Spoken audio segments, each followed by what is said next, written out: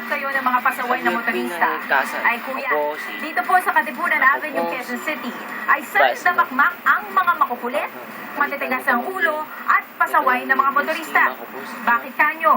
Samahan nyo kami at alamin natin ngayong umaga. Dapat yan, disiplina yung mga tricycle dyan, di dapat dumadaan kasi delikado dito eh. Tsaka yun ang pinagkukusan ko ng traffic dito. Sila nagkakasila along U-turn section eh. Walang pikon. May 18, 2015, kuya, na naglabas sa memorandum ang Quezon City Government Department of Public Order and Safety o DPOS na isang memorandum na nagbabawal sa mga tricycle na bumiyahe mula po dito sa FB De La Rosa, tapat po ito ng Ateneo Gate 3 hanggang doon sa may Aurora Boulevard, northbound and southbound yan. Actually, yung mga unang buwan na in-implement ito, nasunod ito kuya. At ang dahilan nga, marami kasi mga private vehicle owners ang nagrereklamo na ito raw ay nagiging sanhi ng pagsisigip ng trapiko dito sa Katipunan Avenue. And of course, sa safety na rin ng mga riders, pati na rin po ng mga nagmamaneho ng mga tricycle. Pero ngayon, halos mahigit isang taon na ang nakalipas, marami po tayong nakita na tila hindi na sumusunod sa nasabing memorandum.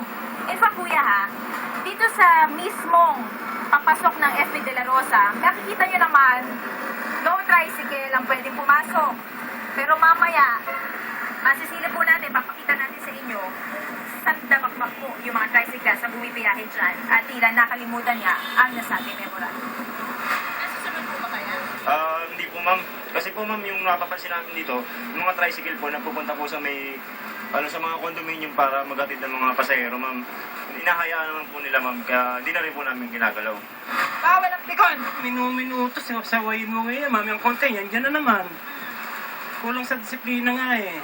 Kung magpapatuloy ang paglabag ng ating mga drivers sa simpleng batas na ito, paano pa po malulutas sa matinding suliranin natin sa trapiko at maialis sila sa peligro? Sa lokal na pamahalaan ng Quezon City at MMDA, siguro po ay mas bigyan pansin natin ang lugar na ito upang tuluyang maisaayos ang sitwasyon dito. At para naman po sa ating mga kasambahay, lagi po tayo maging mapagmasid at mapagmatyag at laging ibulgar ang mga nakapipikong tao at bagay sa ating bayan. Walang bigon!